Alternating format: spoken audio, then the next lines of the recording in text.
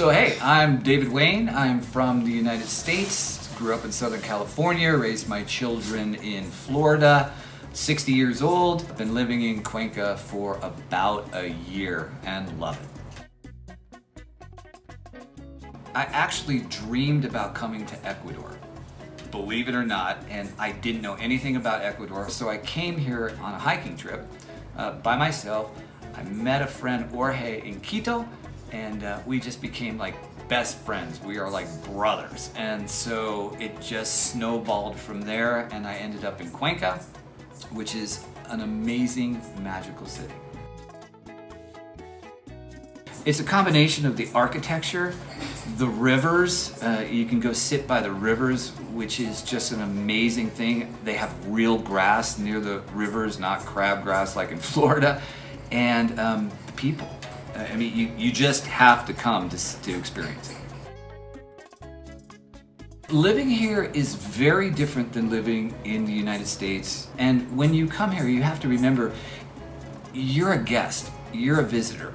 So it's really important that you understand how the culture works.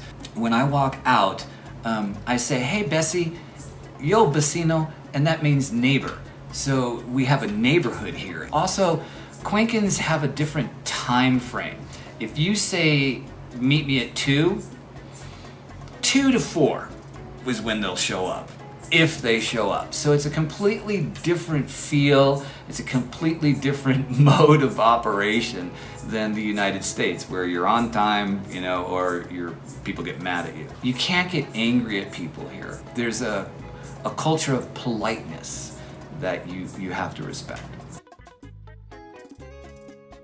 For rent, if you're in the downtown area, which is the most desired area, and you're a foreigner, you could pay up to $800 a month for rent unless you know what you're doing.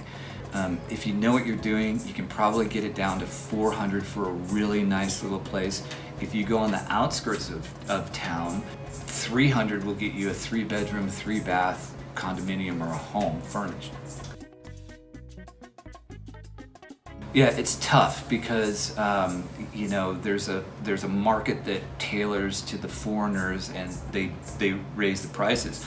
My suggestion would be, call me, because I'll tell you the truth. I mean, I'm here to help everybody. I eat like a gringo. I have a barbecue. I can do a steak and mashed potatoes for about $5 per person. $10 a day on food, you're really splurging if you like to cook. I mean, you can do it cheaper. Or desayunos for $2, almuerzos for $3. For me, I love the weather here. It never changes. It's been a little rainy and a little cooler lately, but normally, like it is right now, it's perfect out. I mean, it's 65 degrees, it's sweatshirt weather.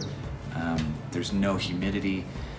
When the sun comes out, you have to be careful because we're close to the equator, so the UV index is big. The weather here, for me, is perfect, and I've lived all over the world. I feel it more in Quito, but sometimes I feel the effects of the altitude here. Once you're here for about a week or two, you'll get used to it, and if you go down to Calle Larga and the steps down to the river, which you know, and you walk up and down those a couple of times every day, 90 steps, it's gonna really help you. The Americans or the expats that live here have a specific community. Just because of who I am and what I do, you know, I have a volunteer school for Cuencans in Baños. I don't hang out with expats very much. I am very much involved in the community, and I like it that way. But there is a great expat community here that you know you can really feel like you're in the United States if you want to. For me, it's experiencing the culture. Remigio Crespo Toral, that street, that's a big expat area which is on the other side of the river. There's also an area to the west, which is a big expat community. I like staying in the historic center, and I would really recommend anybody who's visiting here, even if you're going to stay for 3 months, this is really the heartbeat of Cuenca. It's where you need to be. Cuenca is a really walkable city. I walk every day, having lunch and just enjoying the architecture, having a picnic near the river. A lot of Cuencanos go to the river and sit with their girlfriends, their wives, and bring their dogs. It's really pretty. But there are many hiking trails that you can go to. Cajas, the national park, is about 20 minutes away. Baños is about 15 minutes away, which has some baths, which is really pretty. There's lots of cities that you can go to with a bus ride, and the buses are safe, the buses are cheap. It's like 35 cents. Exploring the different restaurants, the hiking is just amazing. There's so many waterfalls outside of town. So I don't like Ecuadorian food. I mean, I think they overcook everything. They cook everything well done. It is a gastronomy experiment for each and every person, because some things that I like, other people don't. The ice cream here, and the chocolate, and the coffee, the best in the world. But as far as meals are concerned, you gotta kind of figure it out on your own. But it's fun, it's an adventure, right?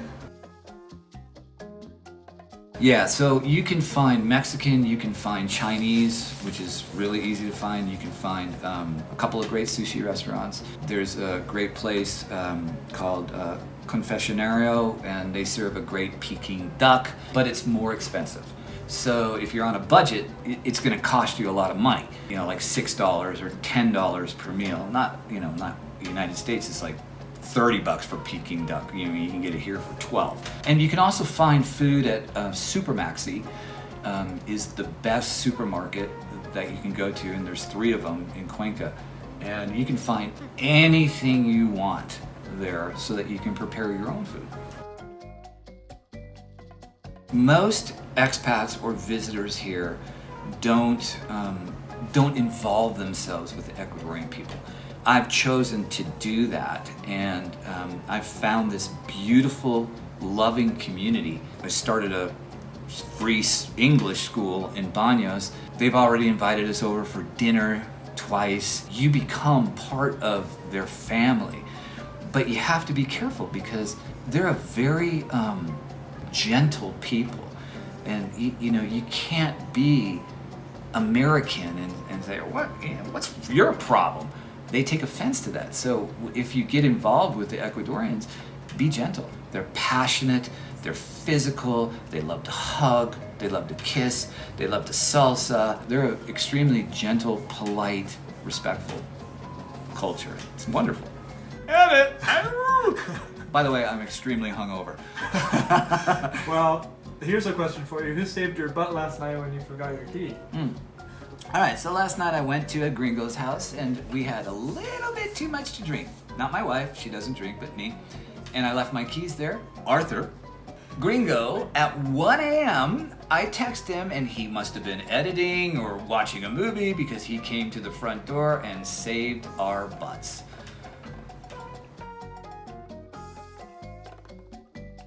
Look deeper than being a tourist, and then you'll see the magic here. I've lived in other countries, Africa, Cambodia, Norway. There's a magic here that if you have eyes to see it, it'll treat you well. There are books and there's articles available on how to move to Cuenca, the legal stuff, the immigration. You can find all that online, and you can find attorneys. My advice would be, if you're gonna move here, choose. Do you want to be with the expat community, or do you want to be with the Cuencan community? And then make it a goal. The expat community is pretty easy. The Cuencan community, the Ecuadorian community, it takes some time. They want to get to know you. They need to trust you. But there really are beautiful people. The traffic's horrible. Just walk. We took a cab last night and people were walking from the store, and we actually saw them beat us for about 10 blocks until the traffic lightened up. So traffic is horrible. Yeah, good question. Yes, it's very safe. Like any big city, you don't want to be out at 1 or 2 in the morning. I would say it's safe from 7 a.m. to 10 p.m. No problem. In the historic center, the farther you get out, the more problems you're going to have, just like any other city. But it really is a safe place. The indigenous had an uprising about a year ago, and they shut down all the roads because of the gas prices, and all of a sudden we couldn't get eggs or gas or meat or chicken, but that was their purpose to make, they were protesting. I've never in Cuenca seen any violent protests. There's many parades, there's many protests, but they're always peaceful. And they're very interesting to watch and participate if you believe in what they're doing. So it depends on who you want to meet. There's a great online newspaper called The Gringo Post. And I would highly recommend anybody who speaks English to pick that up. Just subscribe, it's free. And then it will tell you different restaurants, different venues, different concerts that have different expats, so that you can find that community. If you want to meet Cuencanos, that's a different story. The best way to meet people is when you go to the tienda, say hola bese, I really like you, what's your name, and start talking with your neighbors, and that may get you somewhere. You can contact us on Airbnb. It's Casa de Diana. It's affordable. My friend Arthur will say it's pretty well appointed because I've lived there for 5 months, and then that's why I know what to put inside. You can contact me at David Wayne, WAYNE 689 at yahoo.com. I'm here to help, and I would consider anybody who came and stayed with us a friend. So you're welcome. Come. Yeah, I've had a great time here at David's Airbnb, so I highly recommend it. If you want to see more of my experiences in Cuenca, you can click on one of these videos here, and we'll see you over here in Cuenca. Yeah! 3, 2, 1...